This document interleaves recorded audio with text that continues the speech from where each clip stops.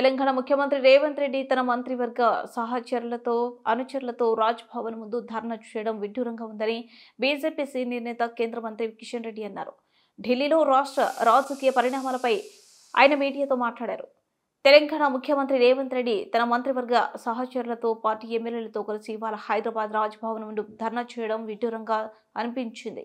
ఏడాదిగా పాలనతో సరైన పాలన లేదు. బీఆర్ఎస్ హయాంలో జరిగిన అవినీతి మీద కానీ ముందడుగు పడటం లేదు. ప్రజలకు ఇచ్చిన హామీలను నిలబెట్టుకోకుండా అన్ని రకాల వైఫల్యంతో 12 ఏళ్లలో రావాల్సిన ప్రజా వ్యతిరేకతను 12 నెలల్లోనే కూడగట్టుకున్నారు.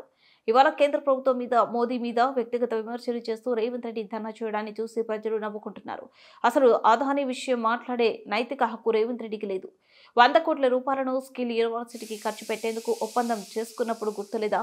100 కోట్ల సహాయం ఎందుకు అడిగారు? ఎందుకు ఇస్తామన్నారు? ఇవన్నీ ప్రజలకు చెప్పాల్సిన అవసరం ఉంది. కూడగట్టుకున్నటువంటి రేవంత్ రెడ్డి ఈరోజు కేంద్ర ప్రభుత్వం పైన, ప్రధాని మోడీ గారి పైన వ్యక్తిగత విమర్శలు చేస్తూ ఈరోజు ధర్నాలు చేయడము ప్రజలు నవ్వుకుంటున్నారనే విషయాన్ని ఈ సందర్భంగా మనం చేస్తున్నాం. రేవంత్ రెడ్డి వ్యవహారము గురువింద గింజ సామెతలా ఉంది.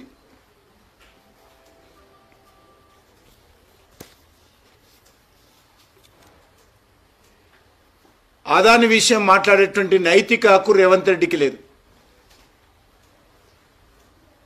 ఆయన నేరుగా 100 కోట్ల రూపాయలు అదాని కంపెనీ CSR నుంచి తీసుకుని ఏ రకమైనటువంటి ఒప్పందం చేసుకుంటో ప్రజలకు చెప్పాలి. ఎందుకోసం అదాని దగ్గర 100 కోట్ల సహాయము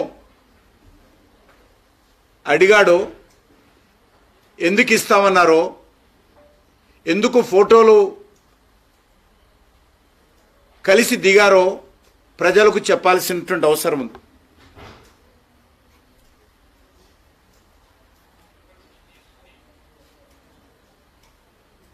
దానిపైన జేపీసీ వేయాలి. మోడీ గారు అదాని రక్షిస్తున్నాడు.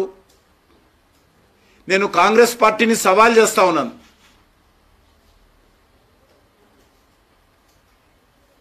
అది రేవంత్ రెడ్డి కానీ, రాహుల్ గాంధీ కానీ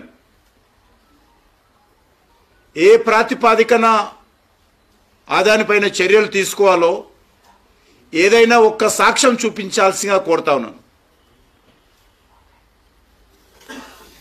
ఏ ఒక్కటి కూడా ఈరోజు మన దేశం యొక్క మీడియా ముందు కానీ, మన దేశంలో ఉన్నటువంటి న్యాయస్థానాల ముందు కానీ, దేశ ప్రజల ముందు కానీ ఏ ఒక్క ఆధారాలు చూపించకుండా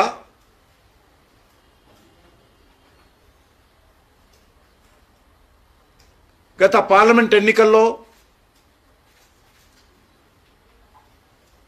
ఇటీవల జరిగినటువంటి ఎన్నికల్లో వరుసగా ప్రజా వ్యతిరేకతతో విశ్వాసం కోల్పోయి వరుసగా